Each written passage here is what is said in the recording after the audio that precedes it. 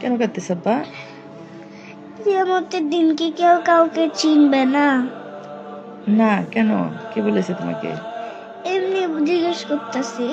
হ্যাঁ, কেউ কাউকে চিনবে না।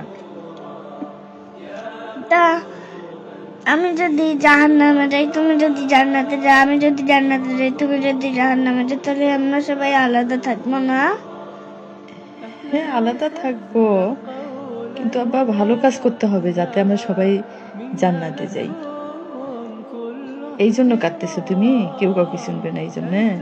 আমি যদি তোমাকে চিনতে না পারি? আমি চিনবো আব্বা। আমার উপরে কান্না পাচ্ছে। আমি চিনবো আব্বা। আমি তোমাদেরকে চিনবো তো। ভালো কাজ করলে চেনা যাবে আব্বা। একটা বিষয় আছে কি আব্বা জানো? আর কাঁদিও না আব্বা, আমি চিনবো ইনশাল্লাহ। আল্লাহ বলেছে